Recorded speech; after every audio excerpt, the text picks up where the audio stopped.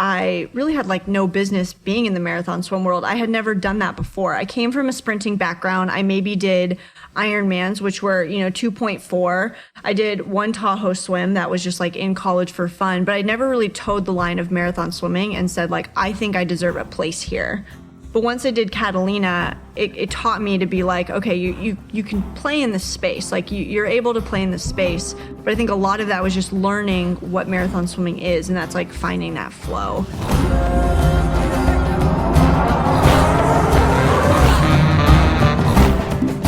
Welcome back to the Yogi Triathlete Podcast. We are Jess and BJ, and each week we share stories of people looking, finding, and living their purpose. People who say things like, I was born to do this, and they're doing it. Well, we've got one of those awesome people with us today. Sabrina Houston, marathon swimmer, Ironman race director, and entrepreneur, is here along with her entrepreneur husband and crew chief, Matt, to smack down her most recent feat, the 20 Bridges open water swim around the island of Manhattan. I was tracking her throughout the swim that day, and I had to keep reminding myself that what she was doing was epic because Sabrina was making it look so incredibly easy. Matt was super on point with social media that day, giving us all a front row seat to Sabrina's 28.5-mile trek around the city that never sleeps. We first heard about Sabrina's lifelong love for swimming during podcast 170 just over a year ago after her Catalina Channel Crossing. And if you haven't listened to that episode, I highly suggest you check it out. Beej and I listened to it this afternoon, and it's, oh my God, it's awesome. A battle from the start was basically how she described it. So we're super fired up to have these guys with us today. And without further ado, let's dive in. Sabrina and Matt, welcome to the show. Thank you, guys. Thank you. All right. So 20 Bridges. After listening to your podcast from last year, listen to that today. Of course, we asked you, what's next? And you were like, I don't know what's next. I think I just need to rest. Like you were pretty fresh off of that swim when we got you. Yeah. So when does 20 Bridges come in as something that is the next? Yeah, Catalina was a tough go. It was just a hard day, and it was my first one. So I think with anything, the first time you do something, it's a roller coaster because you've never been through it.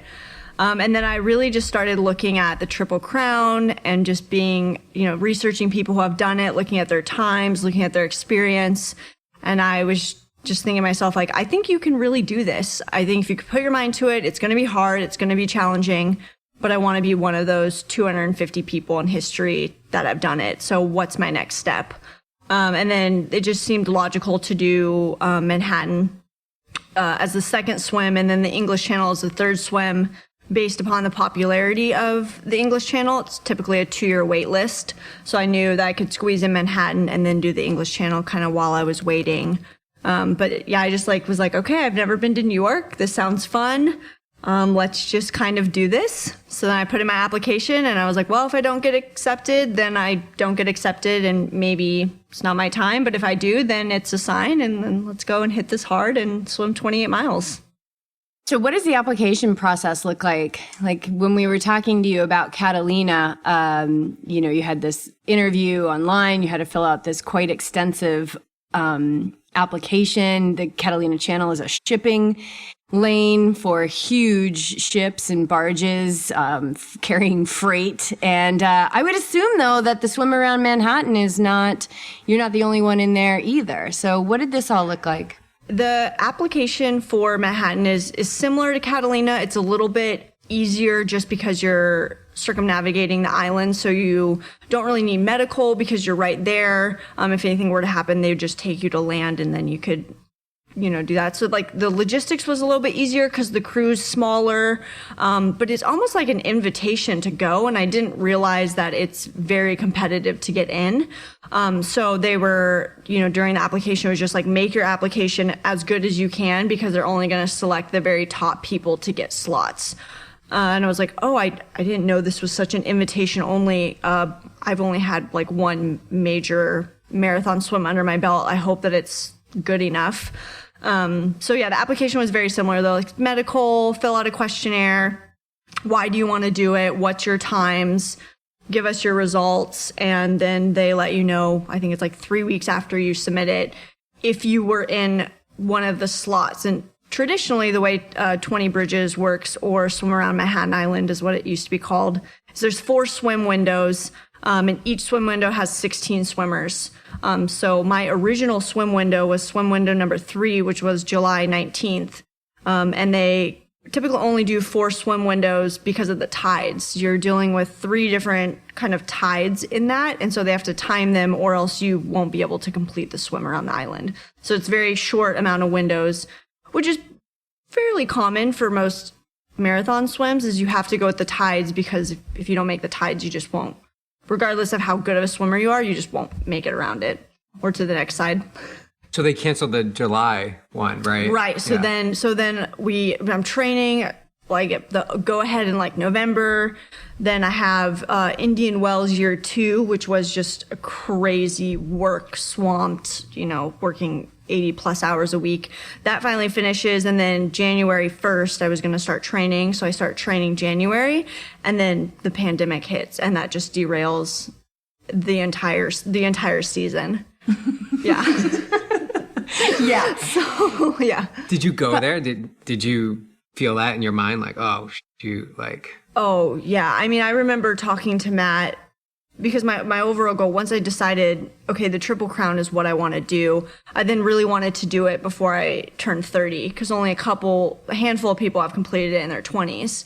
So I was like, okay, this is now my goal. So this added pressure of like, if you don't do Manhattan this year, then you're going to have to do it next year, potentially 8 weeks before the English Channel, which wasn't going to be the most ideal time frame. It's been done before, but just knowing my body, knowing how I wanted to train, I really didn't want to sandwich a 28.5 mile swim up against a 23 mile swim.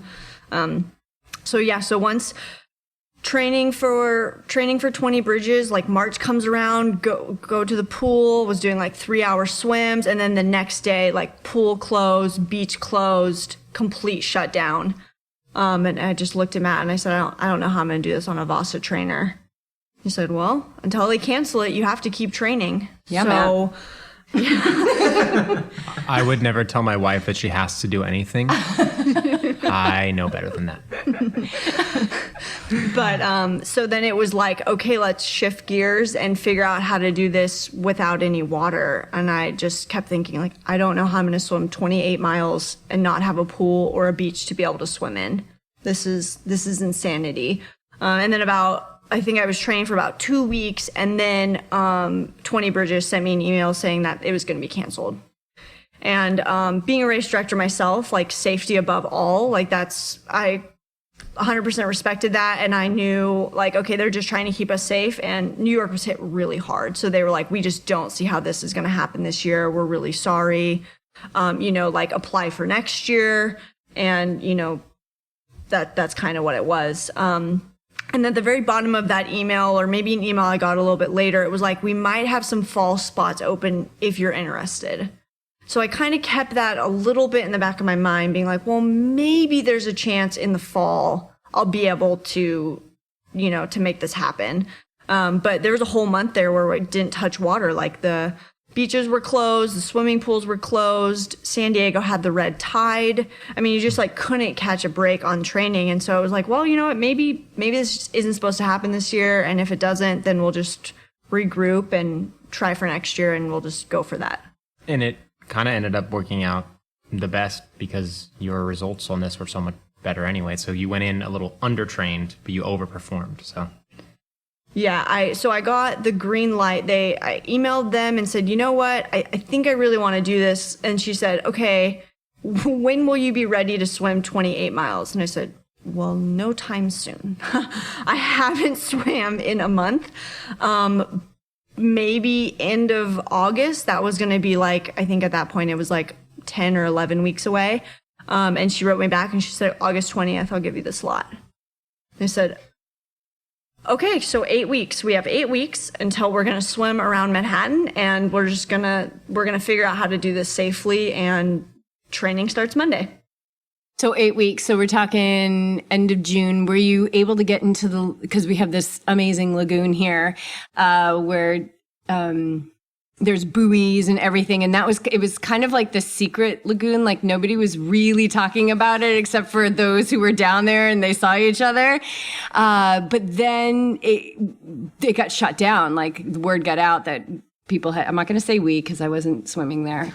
Just because I'm not saying like, Yeah. I wasn't swimming there because I was following the rules. I wasn't swimming there because I was, On the didn't want to trails. get in my wetsuit. Anyway, but they kind of found out about it. I don't know who they is, but they kind of found out about it and they shut it down. The signs were up and all of that, but it wasn't for long. No. But before you got that email that you had 8 weeks left, or you were 8 weeks out, had you been in the open water? Because I think at that point we were able to get into the ocean. We could use the beaches actively. Yeah, I think I had a full month where it was like I didn't touch water, because I remember posting on Instagram saying today's the first time in like 32 days, obviously I was counting, 32 days that I haven't touched the water, which had been the most in my entire life. I'd never gone 30 something days without being in the water since I was like 6. And so we were still swimming. The lagoon was closed. So my training partner, Joe, and I were driving down to Mission Bay to do some swims down there. And I had originally kind of refocused and been like, okay, I'll do the US Masters open water series. Like that'll still give me something to do. They have like a 10-mile one. It's not like plan A, but plan B, it'll keep me in shape. And this year I really wanted to get fast. Like that was my goal, was to just build speed. So we were going down there and training, and then all of those got canceled. And so we were like, well, maybe we'll just casually keep swimming, and then the lagoon opened back up. And so we were swimming there probably like 4 days a week. By this point, the pools I don't think were open yet. So we were still swimming, nothing crazy, maybe like 3Ks every, 4 days a week or something like that, but enough to be like, okay, if we need to jump into training, like I'm not going to get hurt. It's going to be definitely a really steep incline on training, but we can make it happen.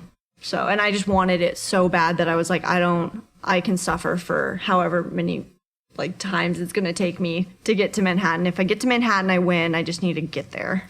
So were you working with a coach this time leading into it? No, Matt and I, we do all of like my own coaching, and I have a mentor, Rendy, who talks to me about the logistics of it. So she'll, give me some pointers as far as like tidal changes I need to be aware of, or kind of areas that get really narrow and kind of washy. So she helps me on the logistics of that. But no, we did all of my own training this year, and just, we're conservative on it, because I knew my goal was like 8 hours for the swim with the tides. And so I said, if I have like the best day of my life, I'll get 8 hours. Realistically, I was shooting for like 8:30. So in the training, we were like, okay, I'm going to train up to 6 hours, and it's, maybe 2.5 is going to be a little bit on the stretch, but it'll be what it'll be, and we'll just get through it. I'd rather go under train than get hurt and then be hurt during the swim. So yeah. In the time that year that there was no swimming whatsoever, because I think this is valuable information for someone who's trying to achieve a big goal like this. What did your training look like? I know you mentioned the VASA trainer, but Yeah. were you on the bike too, or how did that? Yeah, I wanted to keep my cardio up, because that was going to be a big thing, was just I needed to make sure that my cardio was still there, that I didn't like really let that lapse. So it was inside cycling. I was doing that a good amount, going for like some jogs, not crazy. I was still lifting like 2 to 3 times a week, still doing my yoga. I was doing the VASA trainer probably like 3 or 4 times a week. Essentially doing the same sets that I would do in the pool, but just translating them to the VASA trainer and just doing them that way. So it wasn't like the most ideal, but it was kind of splitting hairs at that point. And I was like, well, if I need to translate this to water, like my muscles are at least, I'm using Somewhat, the muscles yeah. that I will be using for swimming and band work and things like that. It's so cool you had a VASA trainer, because I think a lot of people, I got online just to look for swim bands or the tether, and they were like all sold out like during that time, because things were getting like... You should own a bike shop. Then you can do things like that. It was so funny, because I got my VASA trainer. I was picking up stand-up paddle boards for Indian Wells for the first year, and I went to Xterra to pick them up. And they had this beautiful brand new VASA trainer, like the Erg one, and they're usually like well over $2,000, and it's like brand new. And I'm like, do you guys ever use that? It's just sitting there. And they were like, no, since we closed the retail portion of, Xterra, we don't use it. And I said, well, are you interested in selling it? And the guy's like, oh, let me talk to the owner. I mean, maybe. So I just threw out a number. I was like, how about like $800? And he's like, the next day he emailed me and said, yeah, come and get it. And I was like, okay. And then I show up with this giant, I mean, they're big. They're like 7.5 feet long. And I show up and Matt goes, where are we going to put that? I'm like, we'll just put it in the store. Like, well, it'll fit. And so, yeah, it just lives in the training room of the store now. And yeah, I was on it like 4 times a week. I'd show up before the store opened because it gets a little loud. It's almost like a wind machine.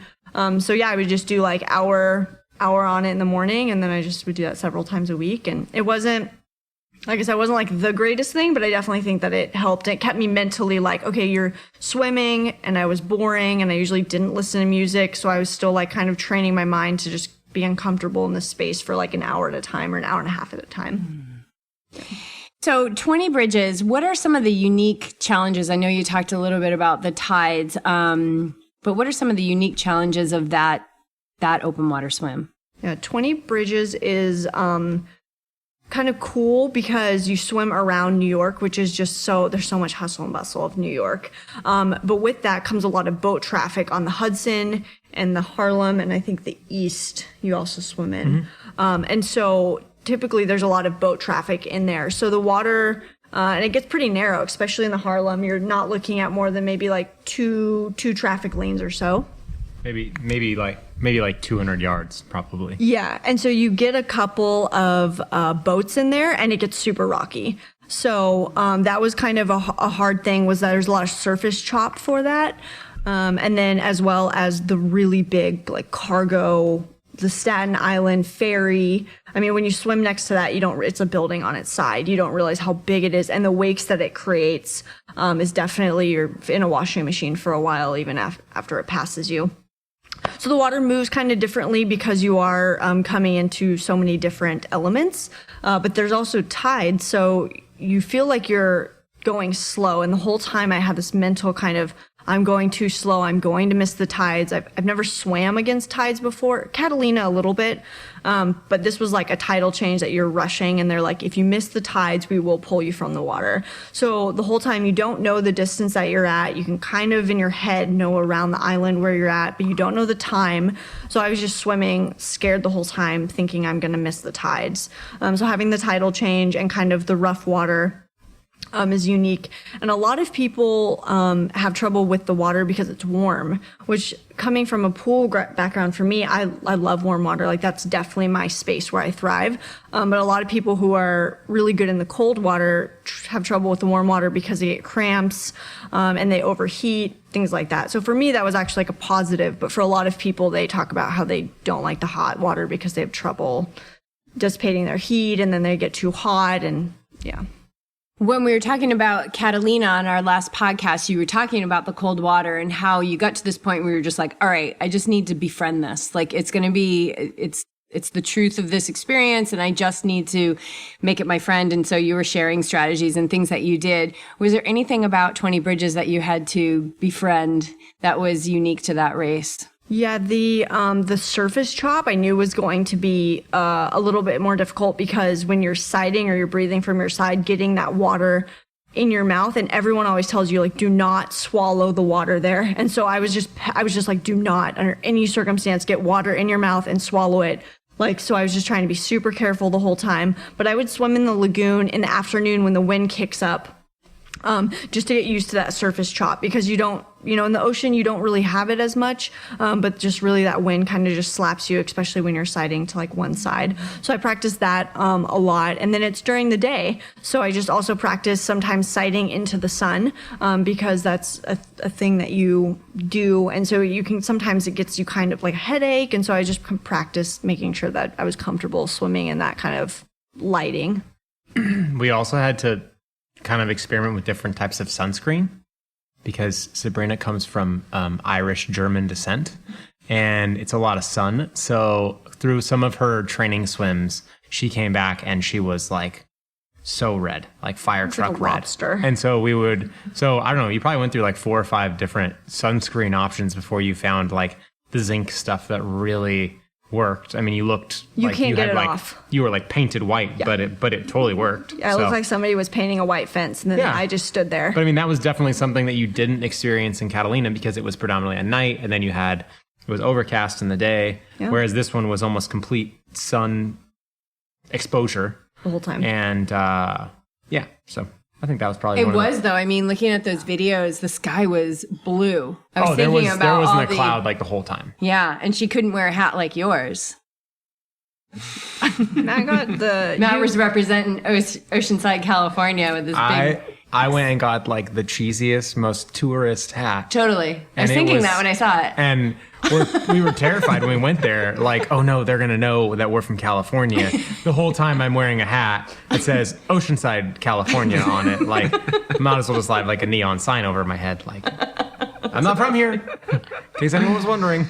You had such like a deluxe setup. You had tour guide Bonnie. She was telling you all about the island. You were staying on a boat. That's great. You That's had great. the sun on you. I mean, it was a good day for you. That's right. Yeah. It looked like it was a good day for you too, Sabrina. I want to back up to when you found out that there was 8 weeks to go.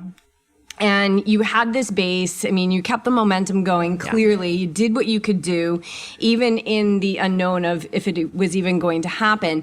So how did you kind of put that frosting on the foundation of what you had already done in those last 8 weeks to prepare you for this? I know you said you came in a little undertrained, but what did the training look like in that last 8 weeks? So 8 weeks, it was like, I think we found out on like a Friday. So we had until Monday to prepare the training plan, and we just like blocked it off and said, okay, what can we safely bump up the yardage to where it's like, okay, I'm going to be able to swim this and not get hurt.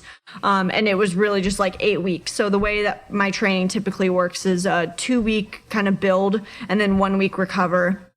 And so right off the bat, I think my first swim, kind of long swim, was like 2.5 hours. Then I think it went like 2.5 hours, and then next week 3, and then a gap week, and then 4, 4.5, and then a gap week, and then like 5. So it was just very like right on top of the long swims, just trying to build them up. An hour each week is kind of what I could safely do. And what was the biggest one you did?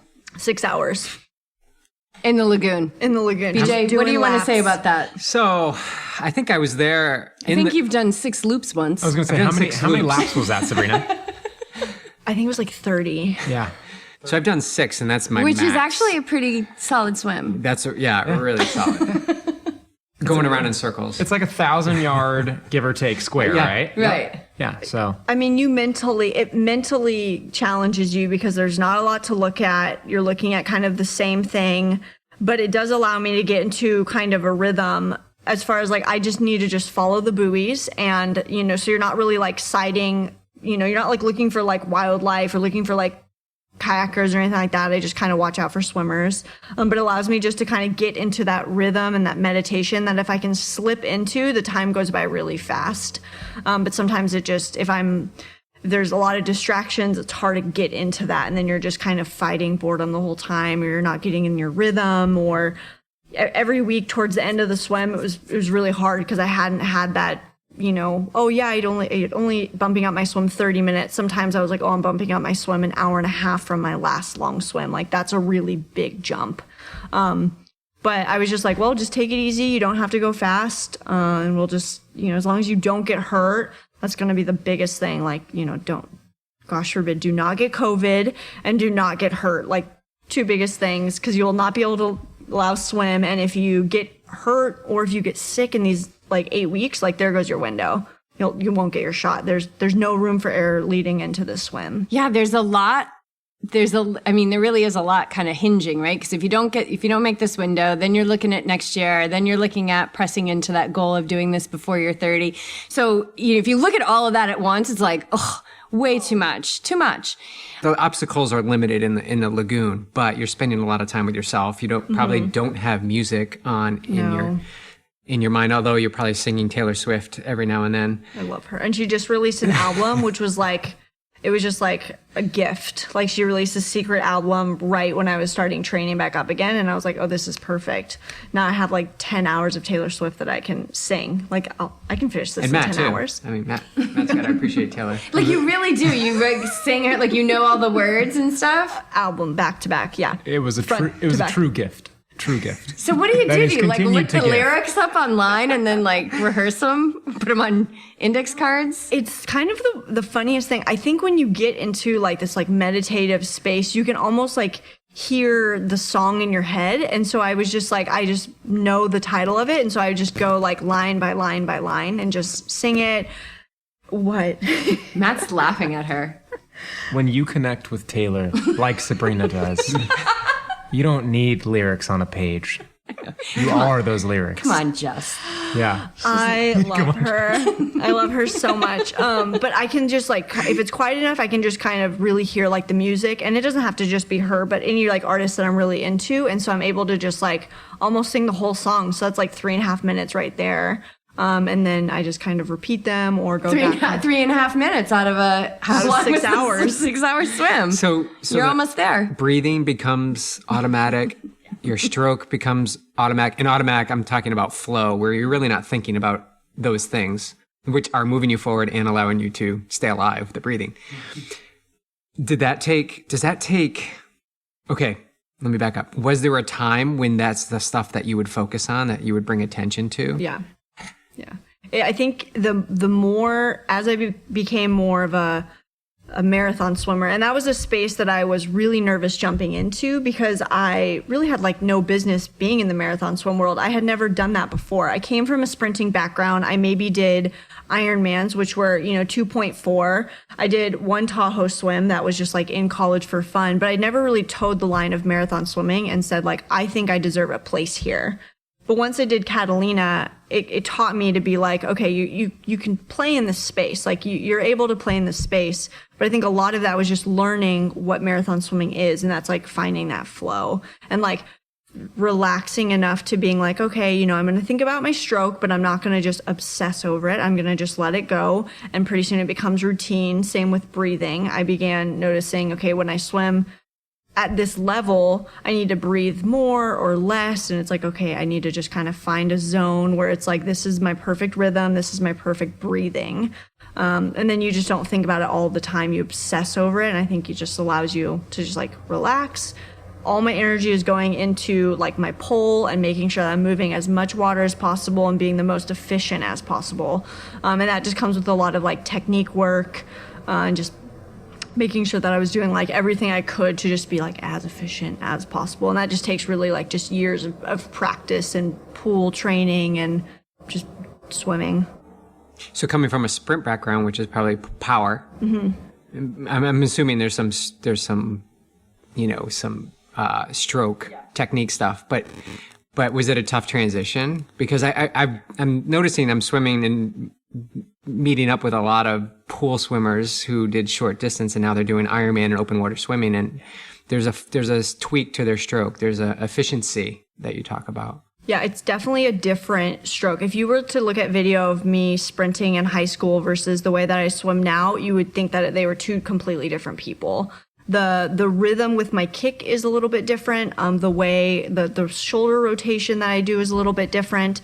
There's a lot of kind of differences just to become the most efficient. Like if I really want to do power and go fast, I'm going to pull a lot more water because I don't have to do it for a long time. But if I'm in the long distance swimming, I want to, glide a little bit more, but I also just want to have a really efficient pull.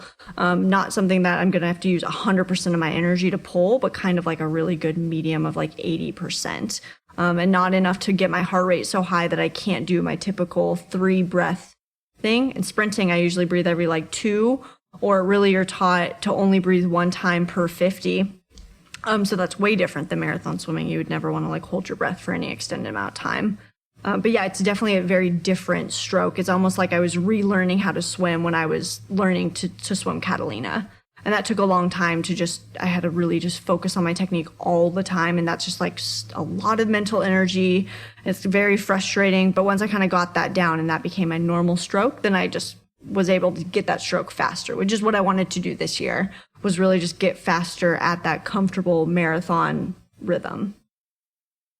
Tell us about your nutrition station that you had in the open water during these epic swims. It was so cool. Because if not, you would have had to go to land or have another person there with all your nutrition with you. Yeah. One of the hardest parts about marathon swimming and open water swimming in general is you never want to swim alone, right? But the cool thing about the lagoon is there's always people there. There's either swimmers there or kayakers there. So what that allows me to do is really be able to do my training there and not have to always have like a training partner or always have to like, try to figure out logistics of how I'm going to get a kayak to the water, who's going to kayak with me, who has time to do a 5-hour, swim on a Friday, which is kind of like days I like to do. So my training partner, Joe, came up with this idea. Last year I used a buoy, and would tie it, like put a weight and do that. But the problem with the buoy is you have to unroll it every single time. And it takes forever. It takes like a minute or two. And by that point you want to practice fast feeds. And so he just built this boogie board and put like buckets on top of it. And we named it Doug because we were like, what do we name this thing? Like a floating aid station? And I was like, no, we should just name it kind of like a person. So when people are like, oh, who are you going with? We're like, oh, Doug and Joe, I'm going to meet them at the lagoon. And so people are always looking for this mysterious Doug. And then we're like, oh no, Doug's the floating aid station. And he has like a little note on him that says like, hi, my name is Doug. I feed my marathon swim friends. Don't move me. I cause no harm or something like that. Like kind of something very comical. But yeah, it allows us to just swim up, take our bottles, take our nutrition, leave it there and go. And that way we're not like, none of the gels get out or anything like that. And so it's just very self-contained, and it really opened it up for like just making it a lot easier logistically. Do you feel like your nutrition in training was, I know we had talked about it last time. I just think that these two experiences, like obviously Catalina was such a huge foundation for this swim and where you're going from here. But you had talked about just, you were drinking like 3 Ensures a day and buying them by bulk and, really combating this just exhaustion. So how was nutrition this time around? So I found the biggest thing for me is my metabolism is just really fast. And so last year I was only able to swim 15 minutes before I needed to fuel. So a big thing this year for me was like, I just need to fuel every 30 minutes. So I need to find a way to get enough calories in to where I can bridge that gap of 15 minutes. So I'm only fueling every 30, which would cut my feed time in half, which is huge when you extrapolate it out for 12 hours or, 8 hours, whatever it is. So I started using Spiz, which I've used before on the bike and didn't really love it. But I was like, well, let's just give it a try. And if you don't like it, we don't like it. But I loved it and it worked really well for me. So I started incorporating that, and that was 250 calories a serving. So I would take that every 30 minutes, and then I would take like a gel on the hour, or I would take an applesauce on the hour. And that feed regimen worked really, really well. I think it just allowed me to swim for a little bit longer, the 30 minutes versus the 15, which it's easier to find your rhythm if you're able to swim a little bit longer. And then I was just getting more calories in. And I went back and forth with Matt a lot on this. Like, I think I'm having too many calories. 315 hours is a lot. And then Matt kept saying like, are you hungry? Are you getting GI upset? And I was like, no, I'm stronger than I've ever been. He's like, then don't mess with it. It works for you. Just keep it. Spiz is a drink, by the way. It's like one of the biggest issues last year with Catalina, which we very quickly learned, not necessarily for training for Catalina, because you weren't doing, in retrospect, probably enough like open water, like tumultuous water training. But as soon as we started doing the actual swim last year, you and solid food were just not going to be a thing. Like, it was just not working out. So this Spiz is like it's just a drink. It's a powder that you put in a drink. So by doing powder and gels and applesauce, you really never had like anything, like applesauce being the thickest consistency, anything, I think was a big factor in you being able to up the calories that much, which is kind of what contributed to like not running out of energy. Like when you finished New York, you like did like a water polo jump out of the water where I was pretty excited. Like when you finished Catalina, you wore 2 beanies and like laid there on the brink of death. So it was much It different. was very cold. Yeah. I think like you're saying like 300, 350 calories. Yeah, I feel 350. like that feels right for Yeah. what you're doing.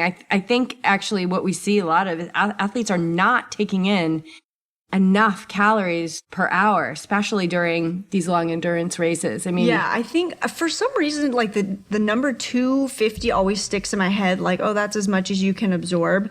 But just after training with 350, I just felt so much better. And I think was like, 250 this is just, like the bare base. minimum. The bare yeah, should be the minimum. base. Yeah. What about water? Or water was just the water bottle from the Well, that's Spiz. the other thing I was just gonna say is like the benefit to going to a more liquid based diet is it almost forces you to drink 8 ounces of water each time, which in this case it was a hot swim. So you were also, while upping your calories, you were also upping your hydration. Yeah. So almost on accident, but And I take in water every hour when I take the gel or the applesauce. So I would also get just pure water there.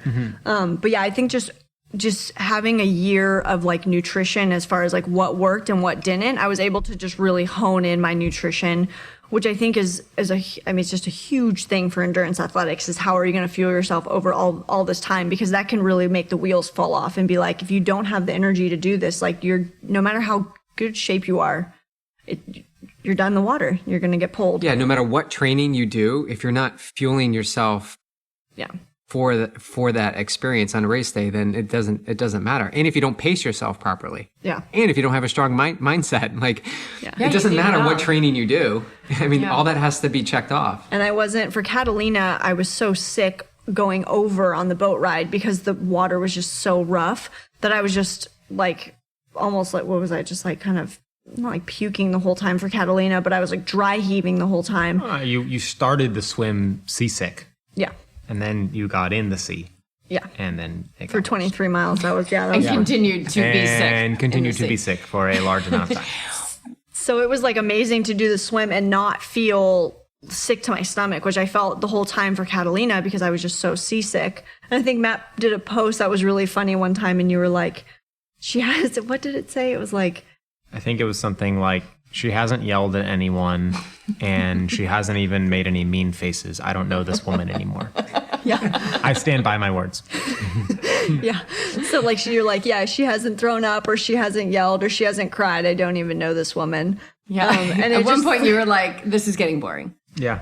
And I want to get into the swim, but one more piece of the nutrition is outside of the training. I mean, just keeping up in the calories. Did you Yeah. find any magic brews? Still doing the Ensures. I kind of switched. Trader Joe's has this really good smoothie that's like 320 calories. So I actually like switched to those because they're just a little bit, there's healthier for you. And I like them. And so I was just taking more like protein shakes.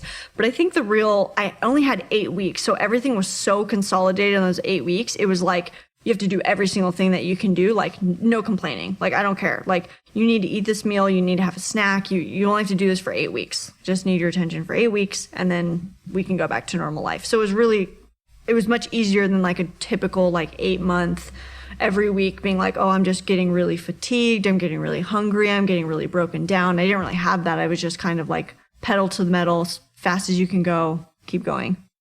Where do donuts come into play? I love donuts.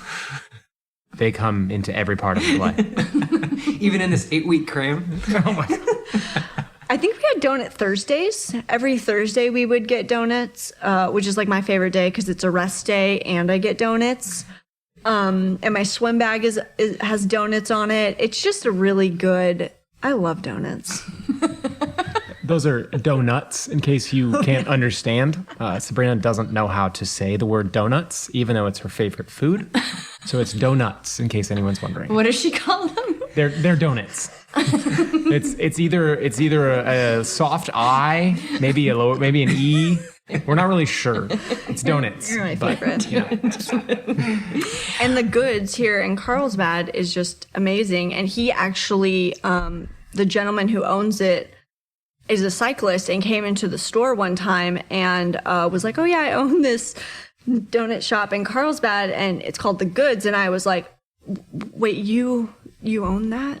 I'm like, that's my favorite place. And he was like, oh, do you go there? And I'm like, I'm a regular every Thursday. We're there in the morning. And he was so funny. He was like, oh, I'll have to bring you one sometime. I just fangirled him. I thought that was like really funny that I actually got to meet him. Or that he thought that one would be enough. Yeah.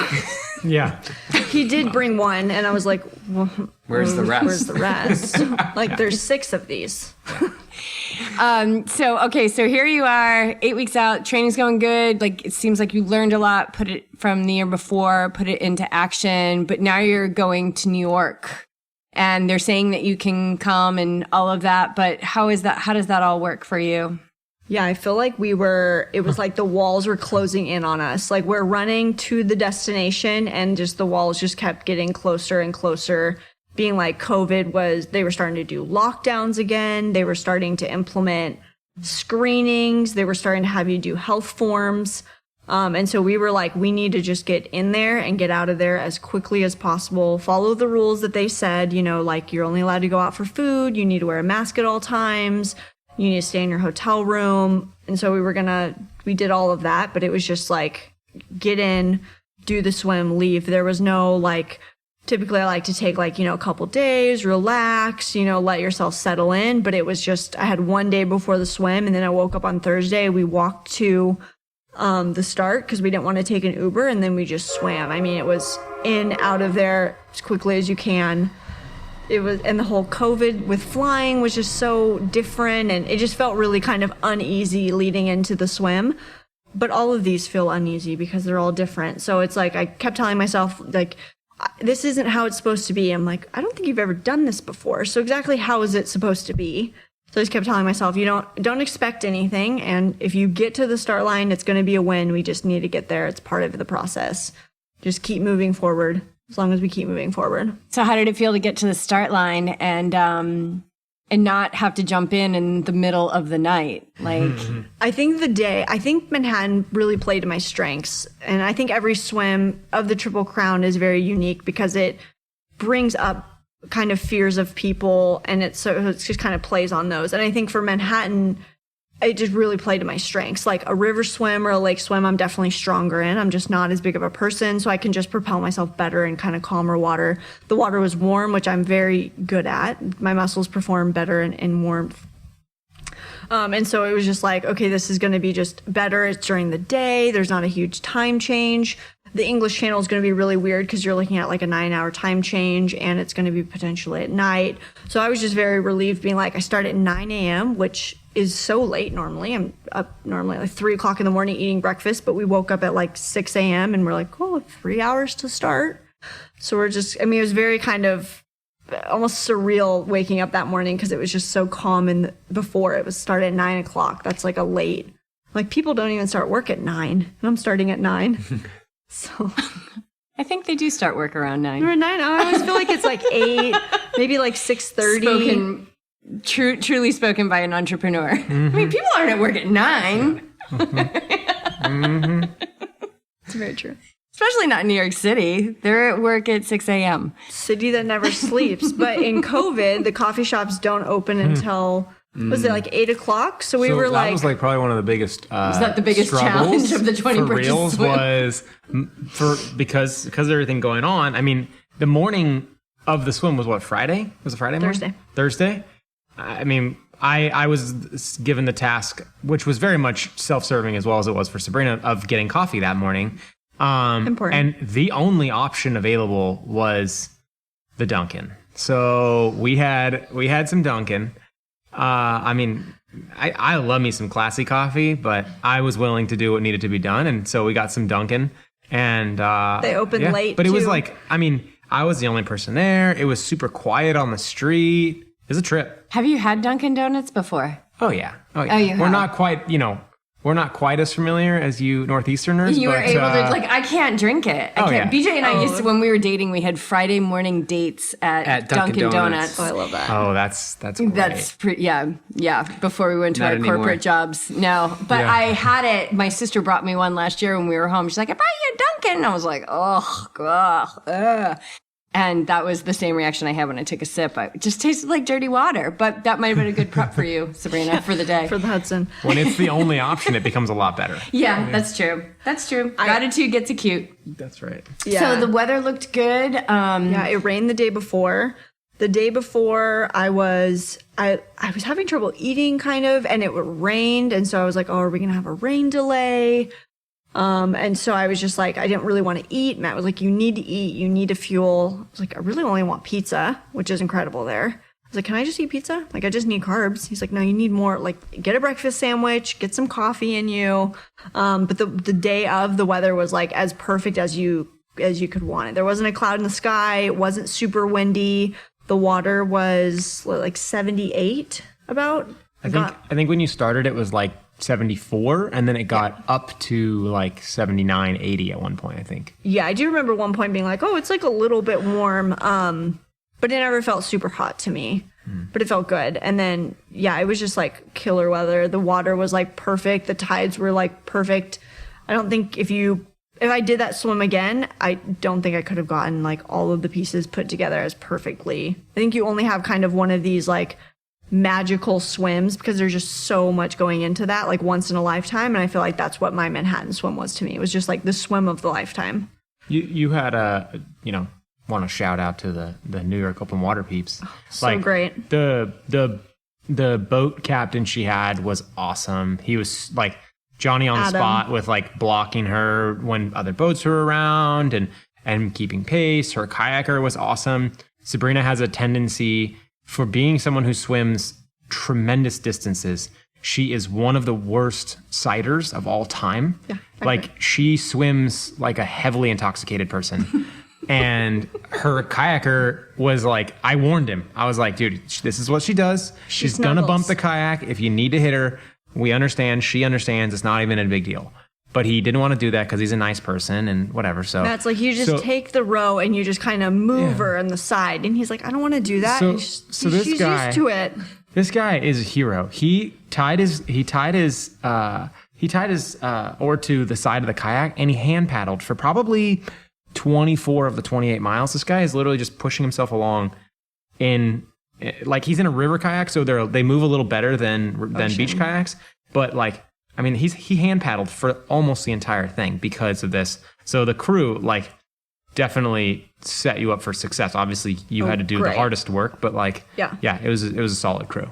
And that was a crew that was put together for you by the New York Open Water Association? So typically they allow you to have, I think it's like 3 or 4 crew members on the boat, and then they supply the kayaker because the kayaker needs to know the island and kind of where to put you that's safe because there is like boat traffic. And then you have 2 safety boats. You have you, and then you have another boat that kind of patrols around you, and they just make sure that the 2 boats work together to make sure that you're safe from whatever is really coming at you. And then the observer, and he makes sure that you're following all of the like typical marathon rules. And remind us of the marathon rules again. So you're not allowed to wear a wetsuit. You can only wear 1 cap, pair of goggles. You cannot touch the boat or the kayak or get out at any time. I think those are pretty much like the big ones. You have to keep a certain stroke rate, which they normally aren't super big on, like really enforce it as long as you're moving forward and making progress, things like that. So when they say you can't touch the boat, like what happens if if your sighting skills aren't up to par and you swim into the boat? If you touch the boat, like you don't mean to, it's okay. It's more like if you're grabbing onto the boat for like assistance or things like that. And you grab the nutrition from the kayak, but if you were like to grab onto the kayak or like, hold it for an extended amount of time, no like sticky bottles like they do in the tour. Yeah, exactly. I was just going to say, no sticky bottles. No, it's the super like competitive distance swimmers will do like a true like a swim feed. They're like backstroking, feeding, things like that. Yeah, don't be like, crazy. You stop to feed, but I mean, it's very quick, so it's not. Yeah, like your really feeds are like maybe like 15 seconds, maybe 30 seconds. Sometimes the observer or the kayaker would be like, hey, some bridges coming up, or we need to hit left of the pylons, or we're going to go here. I'm going to direct you here. So we talk about lines sometimes. That way we're both in sync on like where we were going to go, which was helpful. So with 20 bridges, were you counting down? Or was that in your awareness? I tried, and then I got to like 8 or 9, and then there's a couple bridges that are like right next to each other, and I was just like, is this one bridge or 2? And so I was like, 2 bridges, 1 bridge. And now you're in the thinking and mind. And then I just couldn't. And then my kayaker was feeding me, and he just happened to mess up a little bit. And so I was trying to calculate my time based upon what my feeds were, but I couldn't keep up. So I was just like, oh, I'll just keep swimming and Singing I'll get there. songs. Singing songs. I was really just entranced by New York itself because I'd never been there. So I was seeing all of these buildings I'd seen in movies, or like seeing these bridges that I'd seen in movies. And so I was just like so captivated by the landscape of New York that my neck at some point just started to get way more fatigued than normal because I was just cranking it trying to look at the buildings. Could you see like Statue of Liberty and all of that? As soon as we rounded the kind of the corner and swam under the last bridge is on the Hudson. This is George Washington, right? Mm-hmm. And so you start to come up, and then you can see her in the distance. And I was like, oh, I've been waiting for you. You like, basically all day. start and finish near Statue of You start Liberty. at Battery Park, which is like pretty close to there. So she's your start and finish. Yeah. That's amazing. Did you, this is kind of an odd question, but did you run into anything in the water? No, I didn't. The only Like thing. anything physically? No, I guess like, and people like were like, oh, you might hit things, or there might be like I hit like a stick a couple times, but I didn't hit any type of like jellyfish or like any type of like weird things. People always make fun of the Hudson. They're like, look for the dead bodies. But I didn't come across anything weird. I thought the water quality was really good on that day, honestly. Matt, I think did you Matt run into saw some anything? stuff, but they weren't going to tell me. Yeah, we saw some stuff. Yeah, we saw some stuff. There's a lot of wood. Like A lot of wood. That was probably the biggest, but we might have seen a dead rodent or two. Yeah. But those are things we just kept to ourselves. Yeah. not things she needed to know Nothing at to that share, time. you're right. So it seems like everything, like it just aligned. I mean, you had so much unknown, then windows opened, you stepped through them, you got to the next step. And I mean, if anybody was following that day, you made it look so incredibly easy. It wasn't even funny. But was there a low point? Was there Yeah. a challenging point? And what did that look like? It was the lows for this event didn't come close to Catalina. Catalina was a battle from the very beginning, but I also think Catalina made me so much more mentally tough that if I didn't do Catalina before that, this definitely still would have been the hardest thing I've ever done. Like Manhattan was still harder than Kona, harder than any Ironman I've ever done, but I just didn't have the lows that I did for Catalina. But I had the lows and kind of the self-doubt, which I try not to feed into, but like, you're going too slow, they're going to pull you. Like, you're going too slow, they're going to pull you. And you ask them, like, am I on pace? And they don't want to tell you. They just keep swimming. It's like, okay, but like, am I going to get pulled? Like at any minute, they could just be like, hey, you're not making the pace. Sorry, you tried really hard. Go. And then I would have just been crushed. So kind of the just like nipping away of like, am I going fast enough? Is this going to be enough? Am I going to be enough to make this swim? Then the self-doubt was kind of just like weighing on me a little bit.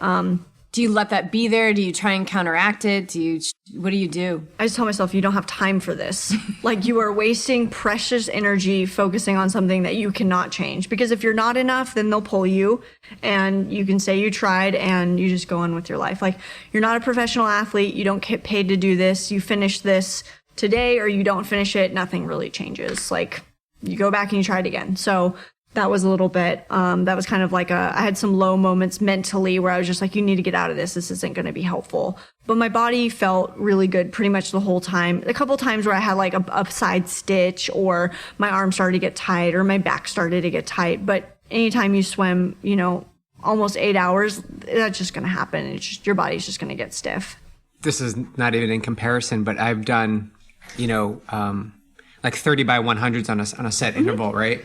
No, actually my 100 by 100s, right? Oh, yeah. So I get to like 50 or 60 or 70 and it's like, oh, I don't know how my shoulders are going to physically turn over. But then something happens at 80, 85 where I'm just in a groove. And I don't know if it's because I'm approaching the end.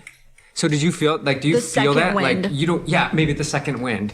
Yeah, as soon Like as your I arms are gonna fall rounded, off. so you get to the very top and it gets very narrow up at the top of Manhattan, and it's very pretty because it's kind of like not forest, but like unobstructed. It is, yeah. Yeah, and so it's very pretty, very stark contrast of like the hustle and bustle in the buildings of like downtown. And so you round the corner, and then off in the distance you see the last bridge, and you're like, oh my gosh, this is it. That's bridge 20. But then after that, you still have like 12 miles to swim. So it's kind of a mental like, okay, you're done with the bridges, but there's still 12 more miles to swim. So don't get too uppity because you can still lose it in these 12 miles. But you feed off that like, oh, I'm getting closer. And for New York, I could see where I was finishing, which is different from Catalina because it was so foggy. I could never see my finishing point. But I think the fact that I could just see where I was going to go was just like every stroke I was getting closer. And so I just kept feeding and following that momentum of like, oh my gosh, I'm getting closer. Every feed, like, okay, one more feed down. I wonder how many to go kind of thing. So you just kind of get the snowball effect and you just start kind of feeling it. And my energy level was good at that point, and everyone on the boat was really high spirits. And so it was just like, let's just get this thing done. They were just like, all right, like couple more feeds, let's get moving. And I was like, okay, like this is it. We're going to do this. How did the finish feel when you did it? Oh, it was so cool. You're just like swimming up to this wooden pier, and you can't really, I've only seen it one time, so I wasn't really knowing what I was looking for. So I stopped like 25 yards before it, and they're like, keep swimming. And I was like, where am I swimming to? And they're like, the wood. And I was like, oh, okay. So I, swam to it. I just remember putting my hand on like the pylon and being like, oh my gosh, I can't believe I just swam around the whole thing. And I just turned around and put my hands in the air, and I was just like, this was a shot you wanted so badly, and I got it. And it was just a really cool, high-fived my kayaker. And by that point, I had no idea my time. And so I was just like, well, like, I put it all out there. I swam as hard as I could from start to finish. I didn't let off the gas one time. And I was like, whatever time that was, then I gave it my all. I couldn't have swam faster. What was your time? 7 hours and 27 minutes. Mm-hmm. Which we did a little math on that. It's crazy. Yeah, what's that pace? It's under a minute. So it's per definitely 100. tide assist. So you have a crazy tide pretty much the whole way. There's maybe like a section you don't. It comes out to like 5,300s. Yeah. For 28 miles. Yeah. We were 53 seconds per 100 yards for 28 and a half miles, which tide assisted. Yeah. You do have is a tide. Freaking 100%. Epic, though. Can I just say? It's a very good time. Tide, but if it was tide assisted to me, I might be pushing 3 minutes, 15 seconds per 100 yards. That's amazing. What's the record? I looked up the male record because at one point I was like, I gotta find the record. She might take the record today. No, I think it's very high sixes, I want to say.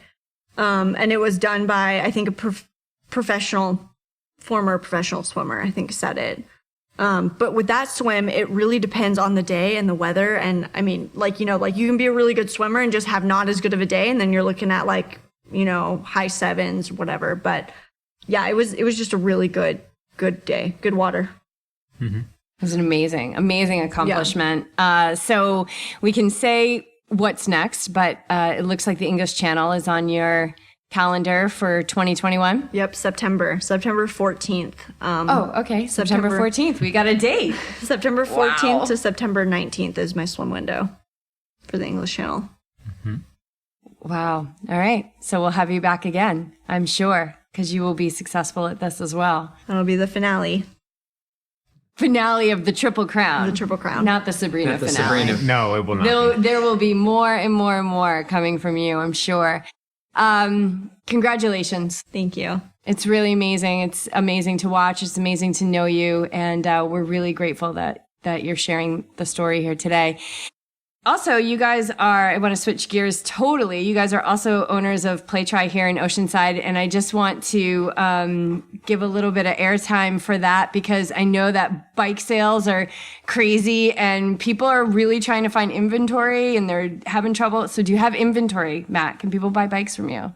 What's happening? Yes, I have some inventory. And if you want something, just give us a call. What do you carry? So we carry Scott, Cervelo, and Argon 18 for bikes. Wetsuits, we have Orca in Zone 3. But we try to keep a nice, healthy inventory of bike accessories, swim accessories, run accessories, for sure triathlon accessories, although we haven't really had triathlon in 2020, so we've kind of limited that a little bit. But yeah, I mean, 2020 has been crazy times for all of us, but the bike industry has seen a huge surge in sales. So yeah, it's been cool, but it's also allowed, like, it's been more. It's not been like a 9 to 5, but it's been a little more consistent, which I think helped a lot with the swim this year, because it enabled us to like allow Sabrina to focus. She had that 8 weeks was like so structured. Like those Friday swims would be like Friday swim, Sabrina goes home and takes a solid nap. And then like we would have dinner that night. But like, so kind of that balance worked out really well of like the store, doing great. And I was able to really focus on that. And then Sabrina was able to, I could really, pretend that I was a professional athlete for 8 weeks. It was great. And the store for sure helped with that. And so, time of my life. Shout out to all those customers that bought bikes in that 8 weeks. You helped Sabrina in this swim. So appreciate you. And are you still doing like your Saturday rides, or what's going on with that? So we just brought that back with California kind of changing their regulations and things like that. We were just kind of trying to go with the gyms in that sense. Not that it necessarily was like an indoor thing, but we actually just had our first one in a while yesterday with a nutrition brand called PNG, who came out, and we had like 45 people. It was awesome. It was a sweet ride, and it was a lot of fun. So we'll definitely be bringing those back. We're kind of just undecided on if we're going to do like every week. I think we're going to do every week for right now. We just need to make sure that things continue to trend positively with COVID. And obviously, we are not interested in like trying to upset anybody. So we're just kind of trying to do our thing. And but we're doing that. We're still doing training. As I'm sure you guys have talked about a lot with Yogi Triathlete and things like, training in 2020 is just super weird. So keeping contact, but there's also an opportunity. I think there's a lot of opportunities to like really grow as athletes, whatever your sport is. Practice your weaknesses. Yeah, swimming gross amounts of miles, biking, biking differently, running. Like there's so many cool opportunities out there that a lot of times don't involve an event. Like you can do some sort of crazy adventure that you've thought about. So that's really what we've been like trying to push to people and trying to focus on. And then kind of the ultimate crazy would be Sabrina's crazy swim. So yeah. And so local people can come up and join you guys for those rides. Where can they find out info about it? On the website or Instagram? Yeah, we have a website, playtryoceanside.com. We post the most like event stuff on Instagram and Facebook. It's just the quickest way to get things out to the masses in that sense. But you can always come by the shop. We're right on the edge of Oceanside and Coast Highway. Oceanside and Carlsbad on Coast Highway. And we're open Monday through Saturday, and so that's us. That's what we're doing. Awesome. And Sabrina, if people have questions about marathon swimming or open water swimming or the smoothies from Trader Joe's over the Ensures. Or the zinc sunscreen. Yeah. How not to Or burn Doug, your- how to yeah. create a How Doug. can they find you? They can find me on Instagram, Houston_ we have a mermaid, or on Facebook, just Sabrina Houston. And I'm an open book. I talk to people all the time who are just like, how do I get started? What are the logistics? I want to do Catalina. What's the first step? And so the marathon swimming community is really cool in the fact that everyone's just like super open, and they're like, this is what works for me. Take it or leave it. Like not married to anything. So, I will always just answer questions or hop on the phone with people, and whatever knowledge I have, I will share it with whoever wants to hear it. So Awesome. I'm an I open love book. that mindset. No need to hoard our secrets. Let's share them. Let's let everybody be successful. Power of the minds. Yeah. Thank you so much, you guys. Yeah, thank you Thanks, guys guys. for having us. Thank you.